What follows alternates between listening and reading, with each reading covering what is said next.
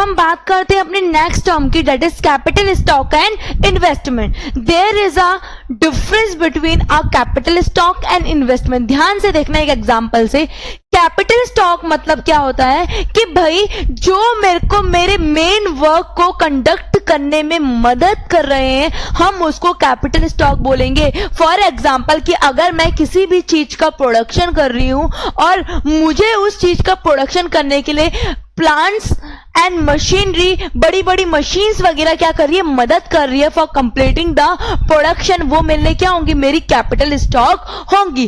पर अगर मैं बात करूं इन्वेस्टमेंट की, इन्वेस्टमेंट मतलब होता है कि भाई उस कैपिटल स्टॉक को इंक्रीज करने के लिए जो मैं पैसा इन्वेस्ट कर रही हूं, दैट इज कॉल्ड इन्वेस्टमेंट। यहां पे एक एग्जांपल दिया गया है कि आपके पास एक बकेट है और उसमें आधा पानी क्या हुआ है, भरा हुआ है, तो वो क्या है, वो आपका कैपिटल स्टॉक है जो आपको आपके मेन वर्क को या इनकम को कमाने के लिए मदद कर रहा है। पर आपने क्या करा, उस के ऊपर एक टैप है, एक नल है जिसको आपने क्या करा, ऑन करा, तो वो आपके लिए इन्वेस्टमेंट, जो आपको जो उसमें से जो पानी निकल रहा है वो बढ़ते जा रहा है और आपके कैपिटल स्टॉक को इंक्रीज करता हुआ जा रहा है। तो मैंने क्या बोला आपको कि कैपिटल स्टॉक मतलब कि भाई मेरे को जो प्रोडक्शन करने में मदद कर रहे हैं उनको हम बोलेंगे, जो एसेट्स मदद कर रहे हैं हम उनको बोलेंगे capital stock. That is plant and machinery, बड़े बड़े टूल्स होते, बड़ी बड़ी मशीनरीज होती है, उसको हम बोलेंगे कैपिटल स्टॉक। पर इन्वेस्टमेंट मतलब कि अगर मैं चाहती हूं कि मेरे को अपने कैपिटल स्टॉक को इंक्रीज करना है तो मैं पैसा इन्वेस्ट करी और मशीन्स लेके आ रही हूं, दैट इज कॉल्ड इन्वेस्टमेंट। देखो लिखा है investment is the increment in capital stock. Investment क्या होता है कि जब आपका कैपिटल स्टॉक इंक्रीज हो रहा है हम उसी को इन्वेस्टमेंट बोलेंगे। Suppose we have a reservoir filled with water and there is a tap over the reservoir. एक बकेट है, एक टब टाइप में है, एक स्क्वायर टब टाइप में है जिसमें आधा पानी क्या हुआ है, भरा हुआ है और उसके ऊपर एक नल है जिसमें से पानी निकलता है। If the tap is turned on, अगर मैंने जो ये टैप है इसको ऑन कर लिया, the water will flow in the reservoir and the water level in the reservoir will increase. जिससे कि क्या होगा, टैप खोलने से जो उसका पानी का जो लेवल है वो बढ़ जाएगा। If you are permitted to draw analogy that the water in the reservoir can be compare to capital stock, की जो पहले से पानी उसमें अवेलेबल था, that is called capital stock, उसको हम क्या बोलेंगे, कैपिटल स्टॉक बोलेंगे। पर जो हमने टैप ऑन कर, दैट इज कॉल्ड इन्वेस्टमेंट, जिससे कि हमारा जो कैपिटल स्टॉक है वो क्या हो रहा है, बढ़ रहा है for the flow of water and the water flow from the tap can be compared with the investment. आगे जो लाइन लिखी है, इंपॉर्टेंट लिखी है, वो प्रैक्टिकल बेसिस पे लिखी है। Capital stock indicate the productive capacity of the economy. That is true कि भाई जितने हमारे पास एडवांस टेक्नोलॉजी होगी, एडवांस मशीनरीज होंगी, हाईली मशीन्स होंगी, तो वैसे उतनी ही हमारी जो प्रोडक्टिव कैपेसिटी होगी वो क्या होगी, इंक्रीज होगी। वो हमारी प्रोडक्टिव कैपेसिटी को क्या करता है, रिप्रेजेंट करता है। अगर मैं मानूं इंडिया और मैं यूएसए को अगर कंपेयर करती हूं तो यूएसए की जो प्रोडक्टिव कैपेसिटी है वो मच ग्रेटर है एज कंपेयर टू इंडिया, क्योंकि उनका जो कैपिटल स्टॉक है वो क्या होता है, हाईली इफिशियंट है।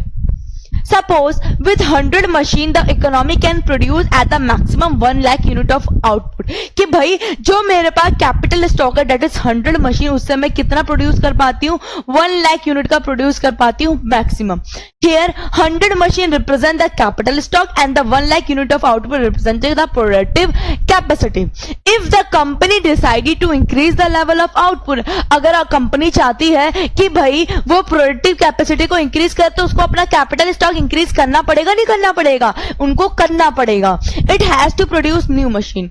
Producing new machine is called capital formation और इन्वेस्टमेंट। ऑब्वियस सी बात है, मैंने बोला आपको कि भाई अगर आप चाहते हो आपकी प्रोडक्टिव कैपेसिटी इंक्रीज हो तो आपको अपना कैपिटल स्टॉक इंक्रीज करना पड़ेगा। और वो कैसे इंक्रीज होगा, जब आप इन्वेस्टमेंट करोगे। If throughout the year 50 machines have been produced, then this 50 machine will be the investment for the economy। अगर उन्होंने 50 machines को क्या करा, बढ़ा दी, तो उनके लिए वो क्या है, एक इन्वेस्टमेंट है। The economy can start production with 150, पहले 100 थी और अब क्या हो गई, 50 न्यू मशीन आए तो 150 से वो क्या करेंगे, अपने मशीन से प्रोड्यूस करेगी, जिसकी उनकी प्रोडक्टिव कैपेसिटी इंक्रीज होगी और उनका जो कैपिटल स्टॉक होगा वो बढ़ भी जाएगा। नेक्स्ट है types of investment, there is two types of investment. इन्होंने क्या करा है, दो पार्ट्स में इन्वेस्टमेंट को डिफरेंशिएट किया है, दैट इज रियल इन्वेस्टमेंट और पोर्टफोलियो इन्वेस्टमेंट। जो कैपिटल स्टॉक में जिससे हमारा इंक्रीज होता है वो कहलाता है हमारा क्या, रियल इन्वेस्टमेंट। जैसे मैं बोलूं machines, raw materials, building, tools वगैरह, मशीन्स वगैरह, वो किसके अंदर आती है, रियल इन्वेस्टमेंट के अंदर। पर अगर मैं बात करूं पोर्टफोलियो इन्वेस्टमेंट की, जब मैं किसी कंपनी के शेयर्स कर रही हूं, वो भी new shares, the purchasing of new shares of a company is called portfolio investment.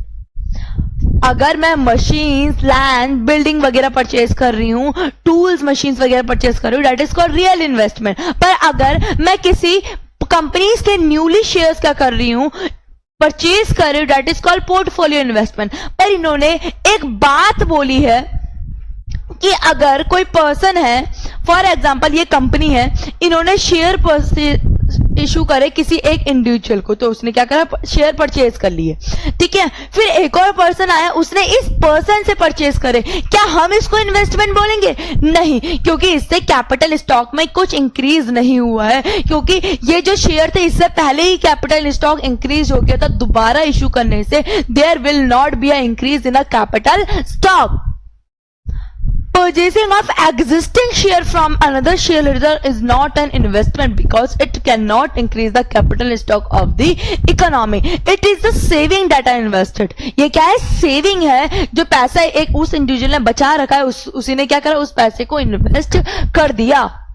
Which are issued already, जिसको इशू कर रखा है हमने पहले से ही, there is no increment in the capital stock. फिर in the product market equilibrium will be establish when the equation hold, कि भाई हमारा जो इक्विलिब्रियम लेवल होगा मैक्रो लेवल पे, वो हम कब मानेंगे, कि जब y is equals to c plus I. ध्यान से समझना, y leads to national income, c leads to consumption and I leads to investment. Simple.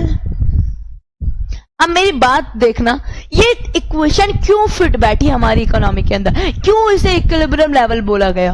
अब मानो कोई पैसा है हमारी इकोनॉमी में, कोई पैसा जनरेट हुआ है, अगर मेरे पास 10 रुपए हैं, फॉर एग्जाम्पल मेरे पास मेरे फादर ने मुझे 10 रुपए दिए, तो मैं उस 10 रुपए का क्या करूंगी, उस 10 रुपए से मेरे दो ही काम हो सकते हैं, या तो मैं उसे खर्च करूंगी, दैट इज कॉल्ड कंजप्शन, चाहे वो मैं किसी चीज के लिए करूं, खाने के लिए करूं, शॉपिंग के लिए करूं, मॉल जाने के लिए करूं, क्लब जाने के लिए, दैट इज कंजप्शन, ये मैंने अपने पर्सनल कंजप्शन के लिए करा।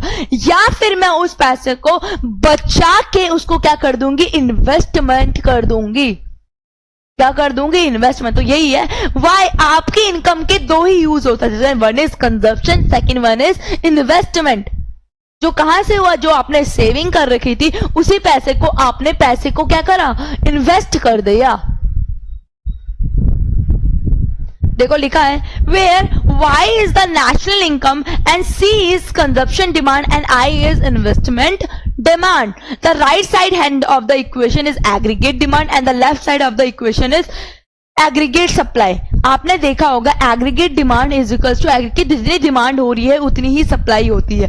एग्रीगेट डिमांड मतलब क्या होता है, c प्लस एस, और aggregate supply is c plus I. c से c कट गया तो s is equals to I.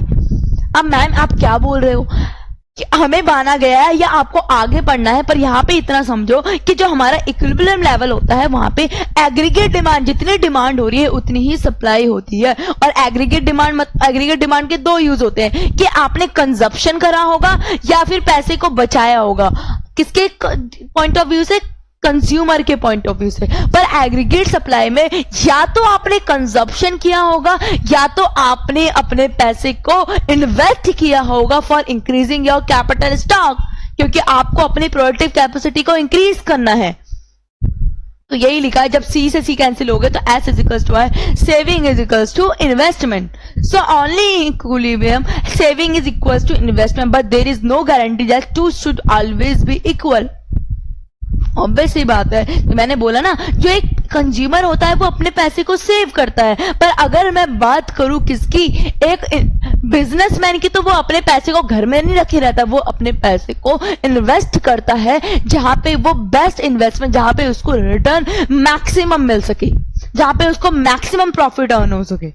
Because savings are made by the household while investments are undertaken by the businessman, their motives are completely different. उनका motive क्या होता है? बिल्कुल different होता है. उनका जो पर्सपेक्टिव होता है उस पैसे से रिलेटेड वो बिल्कुल ही क्या होता है? डिफरेंट होता है.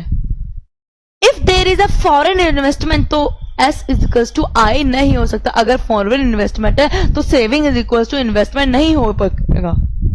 अब next one is gross investment and net investment. Gross investment मतलब कि जितना भी हमने पैसा इन्वेस्ट कर रखा है किसी भी चीज में, अब हम कहां पे करेंगे? किसी लैंड, मशीनरी, कैपिटल उसमें ही करेंगे. तो भाई जब आप किसी भी चीज में पैसा इन्वेस्ट करोगे तो उसमें डिप्रिसिएशन लगेगा नहीं लगेगा? लगेगा.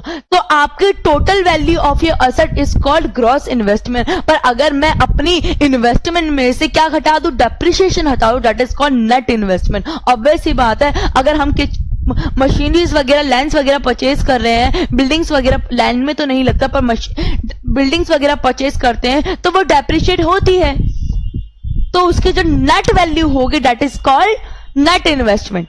कि जब हमने अपनी एसेट में से डेप्रिसिएशन को रिड्यूस कर दिया, रिडक्शन कर दिया, what will be the net value of our investment. अब इन्वेस्टमेंट इन्वेंट्री मतलब कि जब हम raw material, semi finish goods में क्या कर रहे हैं? इन्वेस्ट कर रहे हैं, दैट इज कॉल्ड इन्वेंट्री. पर अगर मैं बात करूं फिक्स इन्वेस्टमेंट, जो फिक्स जैसे मशीन्स, बिल्डिंग, फैक्ट्रीज, कुछ टूल्स होते हैं वो क्या होते हैं? बिल्कुल फिक्स होते हैं. देखो मैंने बोला cost of capital for gross the net investment can be obtained. Fifth term is production. अब हम बात करते हैं प्रोडक्शन की. प्रोडक्शन मतलब क्या होता है कि जब हम गुड्स एंड सर्विसेज को क्या कर रहे हैं? क्रिएट कर रहे हैं, प्रोडक्शन कर रहे हैं, जिससे कि हम उनको मार्केट में सेल कर पाए. लिखा है यहाँ पे it refers to creation of goods for the purpose of selling them into the market. और इसी चीज को हम बोलते हैं क्रिएशन ऑफ यूटिलिटी. क्यों बोलते हैं क्रिएशन ऑफ यूटिलिटी? कि भाई यूटिलिटी मतलब क्या होता है? सेटिस्फैक्शन, वांट्स, अपनी डिजायर को फुलफिल करने के लिए जो हमें जिस चीज की रिक्वायरमेंट होती है हम उसको क्या कर रहे हैं? क्रिएट कर रहे हैं. That is called creation of utility. Production को ही हम क्रिएशन ऑफ यूटिलिटी बोलते हैं. बहुत से बच्चों की प्रॉब्लम आ रही थी, मैम क्रिएशन ऑफ यूटिलिटी मतलब क्या होता है? क्रिएशन ऑफ यूटिलिटी मतलब प्रोडक्शन. कि भाई जो हमारी नीड्स को फुलफिल करने के जिस गुड्स की हमें रिक्वायर होती है जब हम उसका प्रोडक्शन करते हैं that is called creation of utility. When a skilled make a doll for playing for her enjoyment of this activity, it is not called production, but the doll maker who sells this doll in the market is engaged in production, and that is called creation of utility. कि भाई आपने particular individuals की या particular child's की need को, उनके Dzire को, उनकी वांट को सेटिस्फाई करने के लिए आपने उस डॉल का प्रोडक्शन किया. उसी प्रोसेस को हम बोलेंगे utility, that is creation of utility. अब फैक्टर ऑफ प्रोडक्शन, वो गुड्स, वो सर्विसेज जो हमें प्रोडक्शन को कंप्लीट करने में मदद करते हैं हम उसे बोलते हैं फैक्टर ऑफ प्रोडक्शन. तो हमारे पास 4 फैक्टर ऑफ प्रोडक्शन होते हैं: land, labour, capital and organisation. इसको हम बोलते हैं ऑनर. और इनको हम इनपुट भी बोलते हैं. क्यों भाई? ये इनकी मदद से, इन इनपुट्स की मदद से हम अपने आउटपुट को क्या कर पाते हैं? निकाल पाते हैं. हम एक पर्टिकुलर प्रोडक्ट का प्रोडक्शन कर पाते हैं. The goods and services produce with the help of inputs are called output. और जो गुड्स एंड सर्विसेज को हम प्रोड्यूस करते हैं इन इनपुट्स की मदद से हम उन्हीं को क्या बोलेंगे? आउटपुट बोलेंगे. और मैंने आपको बताया था हम लैंड के बदले इन इनपुट को क्या देते हैं? रेंट देते हैं. लेबर को हम वेजेस देते हैं. कैपिटल को हम इंटरेस्ट देते हैं. ऑर्गेनाइजेशन या ऑनर को हम प्रॉफिट देते हैं.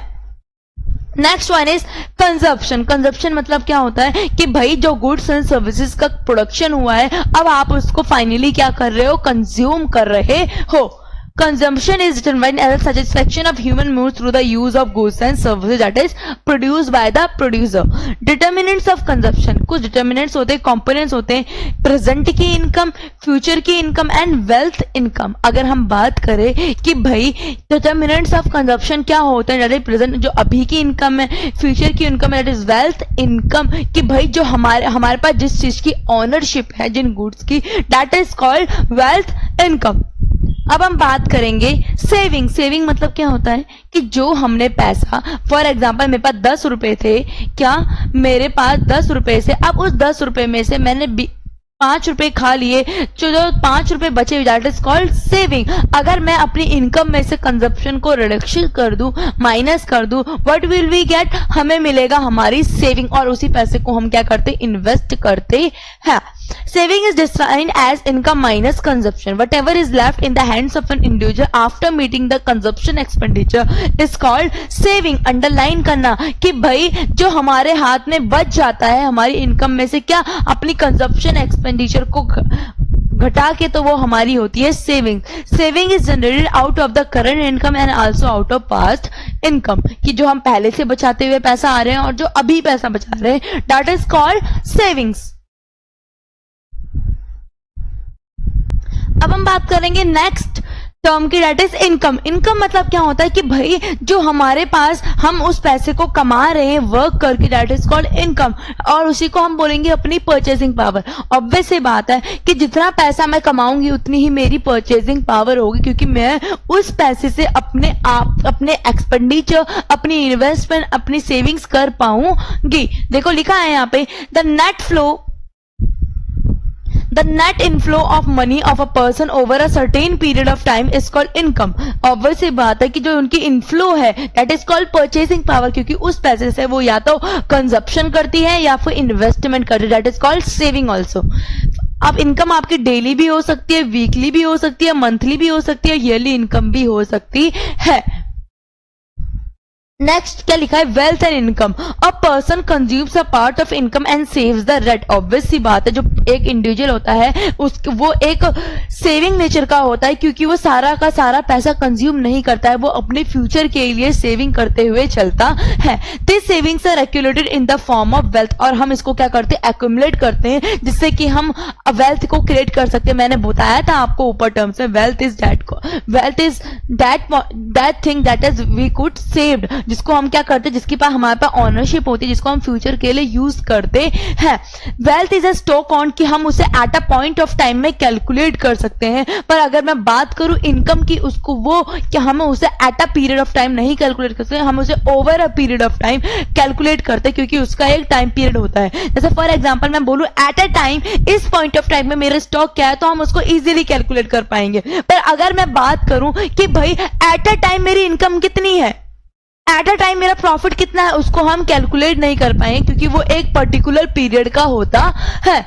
Next one is the concept of consumer surplus. Consumer surplus होता है कि भाई एक पर्टिकुलर प्रोडक्ट के लिए एक्चुअली मैं क्या पे करना चाहती हूँ और एक्चुअली उसका क्या प्राइस है, that is called consumer surplus. For example मैंने सोचा कि भाई मेरे को एक स्कूटी खरीदनी है और उसका नॉर्मली प्राइस 1 लाख तक मेरी स्कूटी होगी या 90,000 तक मेरी स्कूटी होगी, दैट इज 90,000. ये मेरा विलिंग प्राइस है कि मैं इतना प्राइस पे कर सकता हूं कि ये मेरी परचेसिंग पावर के अंदर आता है. पर जब मैं मार्केट में गया, जब मैं टीवीएस के शोरूम में गया, तो मुझे एक स्कूटी पसंद आई, दैट इज जो कितने हजार की थी, जो 72,000 की थी. तो भाई जो मैं प्राइस क्या पे करना चाहता था, 92,000, that is called willing price. पर एक्चुअली में उसका प्राइस क्या था, 72,000. तो जो 18,000 का जो ये पैसा बचा, that is called consumer surplus. These concepts were introduced by Marshall.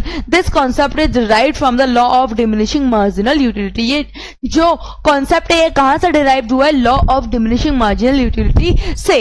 Consumer surplus is the differential between the willing price and the actual. क्या demand करा और actually में क्या market price है, that is called consumer surplus.